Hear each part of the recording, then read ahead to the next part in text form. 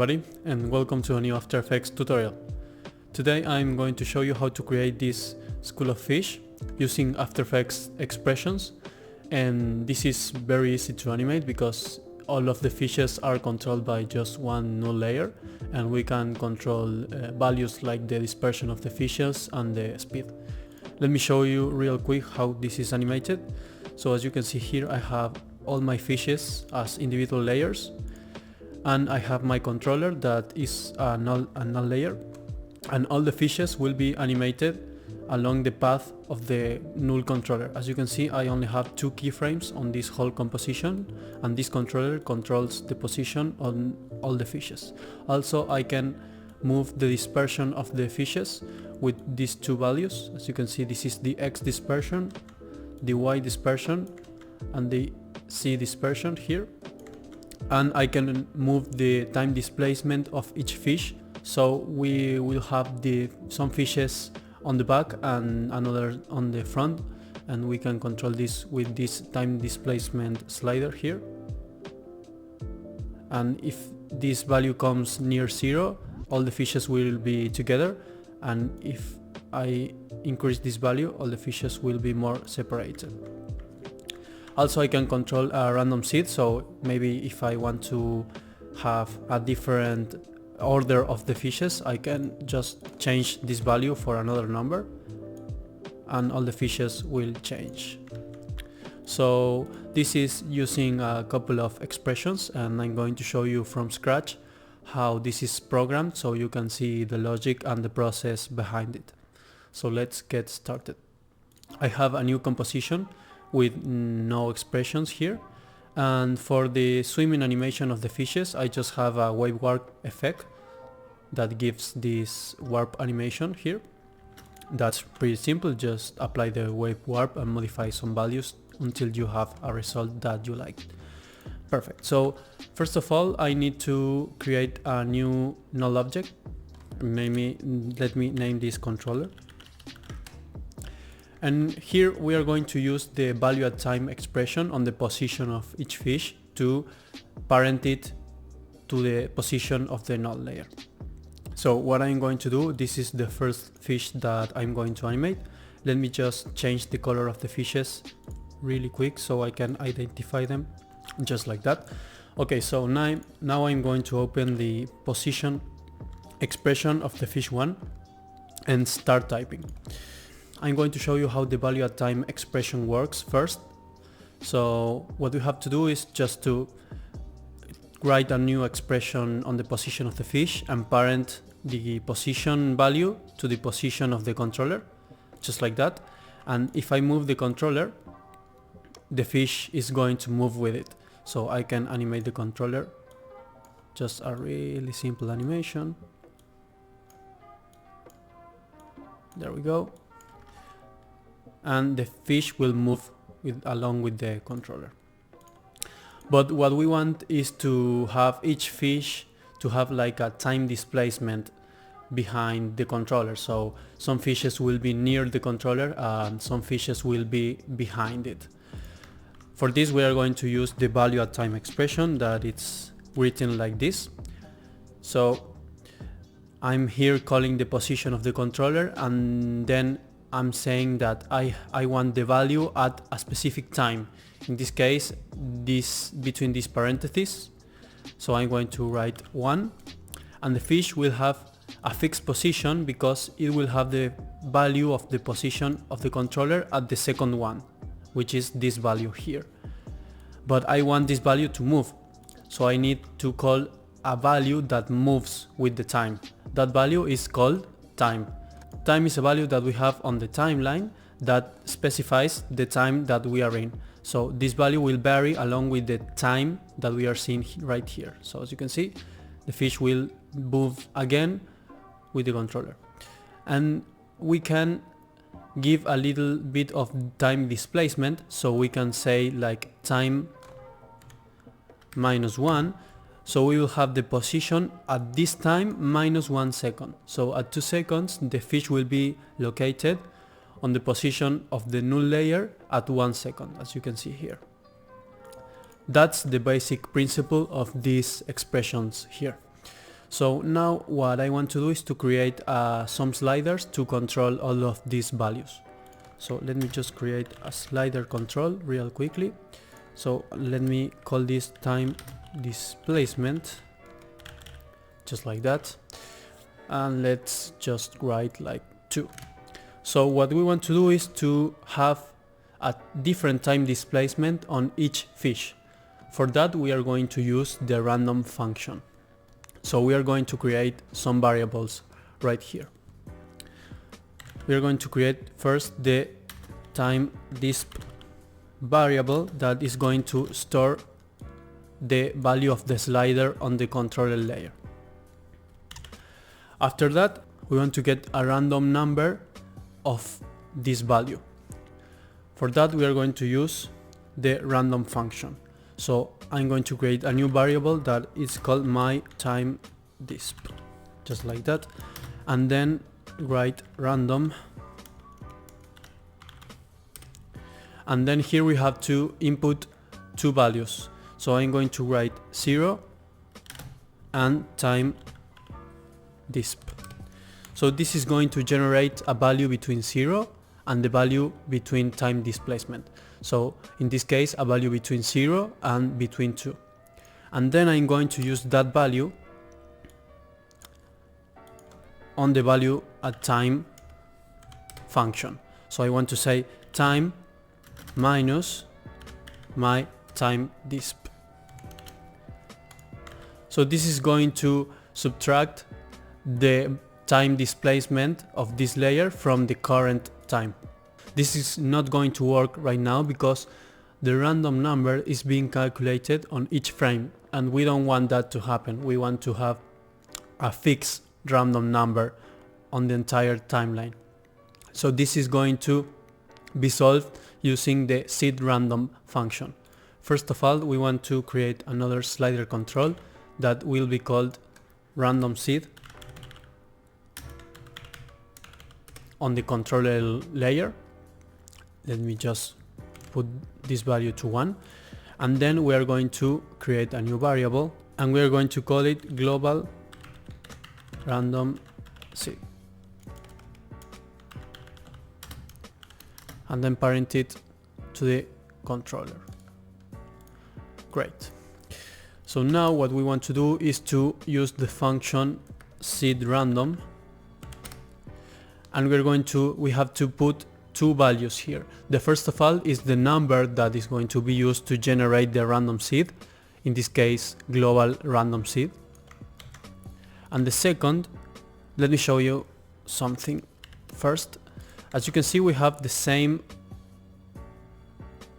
behavior, that the random number is being generated on each frame. This is because the random seed has a second argument that is called timeless.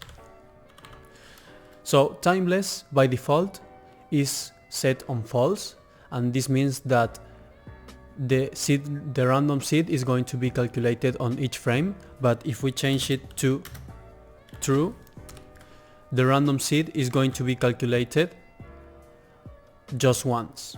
So as you can see here, the fish will begin to move just after a few seconds on the controller. In this case it's like almost 2 seconds, like 1.2 seconds after the controller starts moving. And then if we copy this expression and apply it to all the fishes, each fish will have like a different time displacement on the entire composition. Perfect. So we have now the basic movement of the fishes, and we want to be able to disperse them along the main path on the controller layer. So let me just paste this expression again, and now we want to be able to disperse the fishes. Okay, so we are going to create 3 more sliders that will be called X disp, Y disp, and C disp, and we are going to create variables for each of those slider controls. So now what we want to do is to generate a random number, a random position using these 3 values, and add those values to the position of the controller. So what I'm going to do is to use again the random function to generate a value for each dimension and then put all of those values together on an array and add it to this line of code. I'm going to create a bar that is called myXDisp.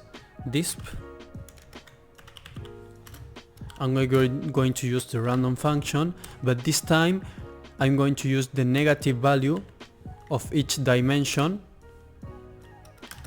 and the positive value of each dimension. By dimension I mean the value of the slider control on each dimension, of course. And I'm going to duplicate these lines for each dimension again. We want to create an array to put all of these values together.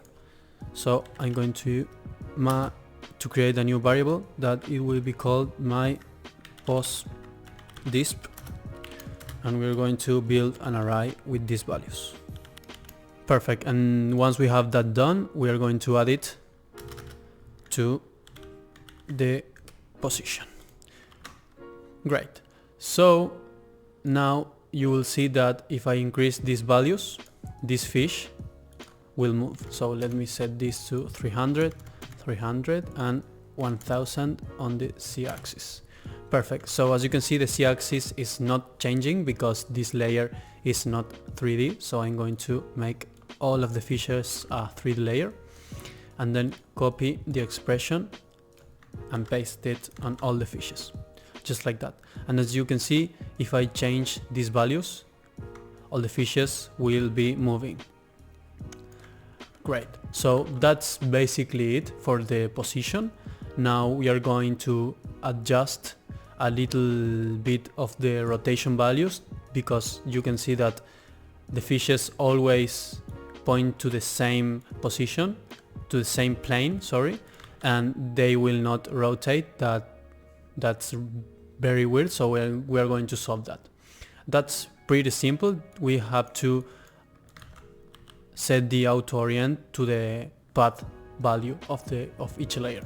So we are going to select all of the layers, right click, go to transform, auto orient, and set the value here to orient along path. Now we want to solve some issues here. So as you can see, each fish is oriented pointed right at us, so we don't want that. So we're going to open the rotation of each fish and set the Y rotation to -90, and this will fix the Y rotation, so all of the fishes will be pointing to the right, but at the same time the rotation will be changing along with the path that they are into, just like that. So that's pretty cool. Now I want to be able to change maybe the scale of the fishes. So you have two options here. You can just set the scale manually, and each fish will have like a different scale because they are on different planes on the z-axis. Or you can just create another slider right here and use the random value as we did with the position to control the scale. In this case, this is enough for me, so I don't want to change the scale of the fishes with a slider. I'm just going to change it by hand using this value right here. And if you want more fishes, you can just duplicate them just like that, and you can have a big school of fishes. Let me just increase the speed of this keyframe. As you can see, you have a really cool animation, very easy to control, and just with 2 keyframes. That's really cool and really easy to use. And if you want to change something, maybe you don't like how these fishes are seen on the screen, you can change the random seed value and you will have like different iterations on the fishes. You can move the X dispersion, you can move the Y dispersion to have more fishes, and even you can use keyframes on this dispersion. So let's say that I want the fishes to start very close together, like on 25, and to finish like on 500. And as you can see, all the fishes will begin to separate. Let me just let me just move these keyframes so you can see better. And in this point, all the fishes begin to separate.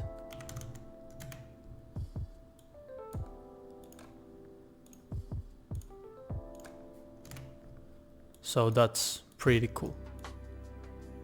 There. That's a really cool animation. Maybe you can ease these keyframes so they don't separate that much. Yes, just like that.